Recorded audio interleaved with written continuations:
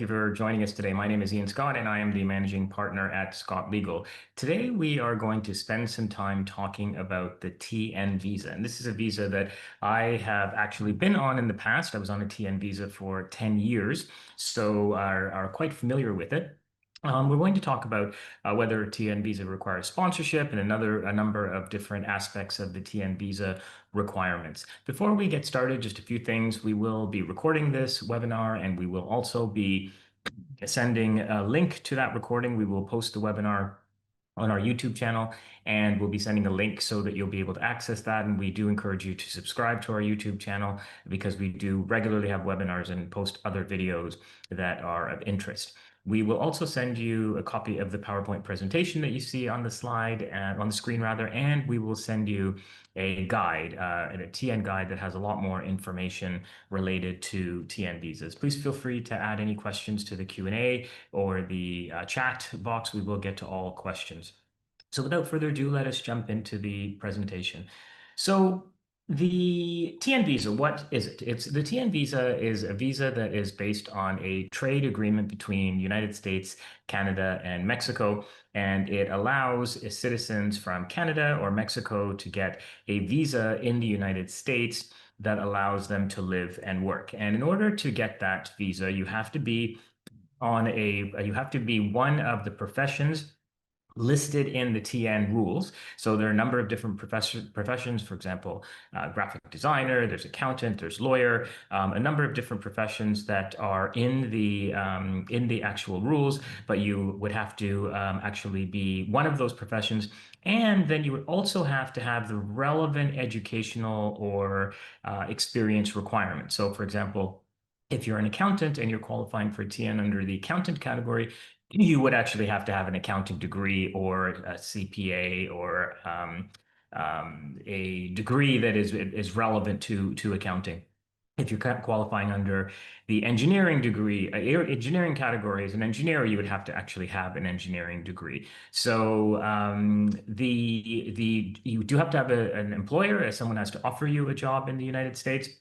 But if they do offer you a job and you meet the qualifications, it really can be a great visa, and a visa that certainly a lot of other countries wish that they had, because it does give a lot of people the ability to live and work in the U.S. I've used this visa as an accountant, CPA. I've used it as an accountant, and also, if I wanted to, I would be able to use this visa as a lawyer, because lawyers are on the list as well. And the key thing here is that the degree and the job have to match, right? So you can't say that I'm getting a job that's an accountant job when you have a different degree, engineering degree. And similarly, you can't say that I have an engineering degree, but I'm getting a job that's an accountant, because the degree and the job don't match up, and they have to in order for this to work.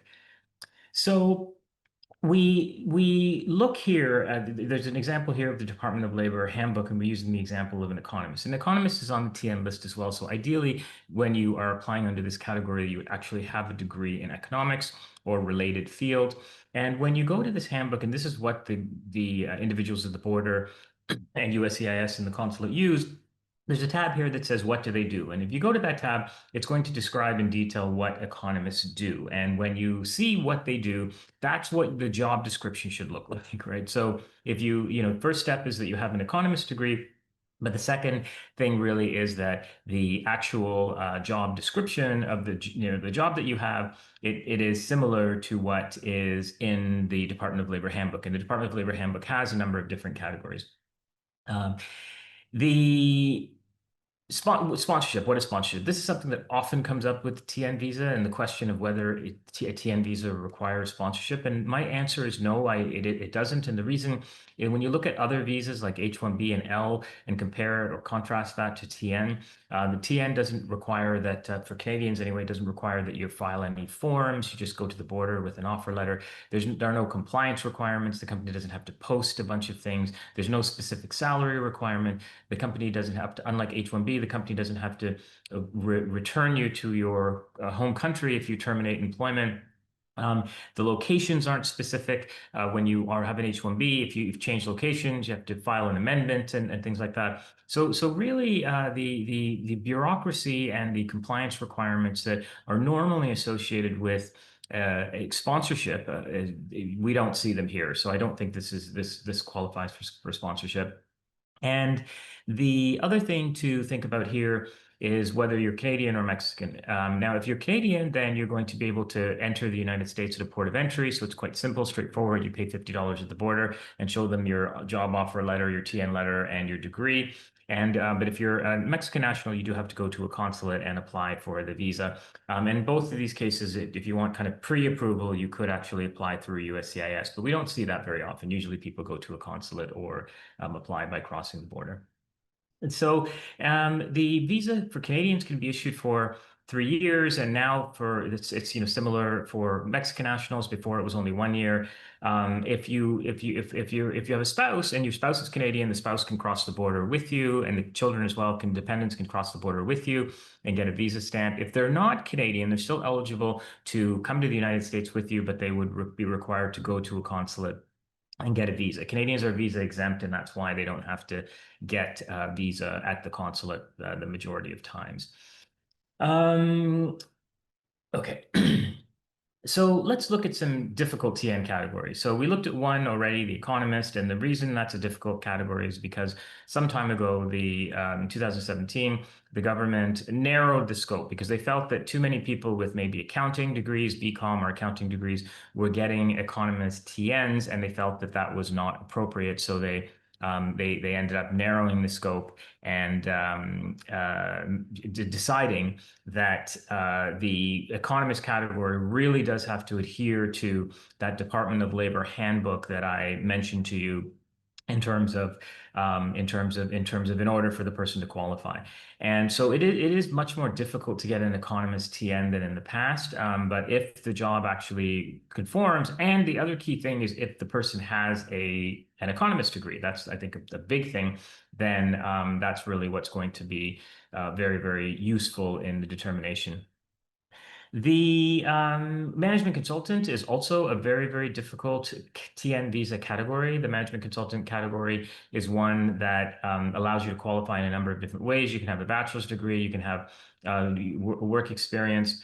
The thing here, though, is that this used to be kind of a catch-all. So people who couldn't qualify under any other profession would come and say, hey, I'm going to go work for this company and I'm going to be performing consulting duties. And that means I'm a management consultant. So I qualify. And that's not the case at all. If you're working as an employee, you really have to be working in a management consulting company like Bain or McKinsey or something like that. And then if not, the role is going to be temporary. And when it's temporary, you're going to be maybe providing through an entity or something like that, providing management consultant services to an organization. So that's how that works. So the process. So as I said, for Canadians, they can apply at a port of entry. They have to bring a job offer letter, supporting documentation, so the passports, proof of citizenship, as well as original copies of your degrees, right? So the supporting documentation also could be some of the categories you qualify based on experience. So it could be letters describing that experience. And when you do go to the border, it is a good idea to check the border you're going to and make sure that they don't have any special rules or times that you're able to come. Some are definitely better than others. The Mexican nationals, they have to fill out a DS-160 form, pay a visa application fee, do some biometrics, and schedule an appointment at the consulate. That's, it's definitely a longer process. And as I mentioned, you could also get some kind of a pre-approval through USCIS, and that's going to involve filing a I-129 form with the relevant supporting documents. As I said, call ahead if you're a Canadian and you're going to the consulate because they may have officers that are there at certain times. You don't want to show up at the middle of the night. They might adjudicate it, but you may get someone that doesn't know what they're doing, and they might deny as a result of that. If you are in a situation where they want to deny the petition, you should ask them to withdraw the petition. That is a much better consequence. And normally they will do that. The letter has to be signed, and make sure that the employer is available when you go to the consulate, because they will sometimes call the employer. And then also you want to bring original diplomas. And then depending on the category, I would say it's not necessary for all categories, but if the category is questionable, like let's say you're qualifying under the economist category and you don't have an economist degree, but you have a bunch of courses in economics, then you may want to bring transcripts to illustrate that you have lot of courses in economics. The TN visa does require a showing of non-immigrant intent. So if you have any ties to home country, like a family, you can bring those with you to the consulate so that you can, indicate or show them that you do actually plan on returning to your home country once the visa is expired. The other thing to consider is that this visa, although it is, you can have it for a while, like maybe 10 years or so, after a certain period of time, it is very likely that the officer will, if you go to renew it, like let's say you go to renew it after a 10-year period, it is very likely that the officer may feel that you've moved from temporary to kind of permanent status, and that might impact their willingness to actually renew the visa. So that's something that you have to keep in mind. Because after about 10 years, there is a chance that an officer says that you've been on this for too long, and rather than renew it, you should move to some other type of visa. But normally that's not going to occur until at least the 10-year point. Perfect. Well, those are all the prepared remarks that I have, and I'm just looking to see if there are any questions. I don't see any. This again, this is going to be, this has been recorded. We will post it to our YouTube channel, and we'll send out the PowerPoint presentation and the guide. And definitely, we'll also send out a link to set up a consultation if you want to contact us to set up a consultation. If you have specific questions about a TN visa, we would be happy to help you. Thank you.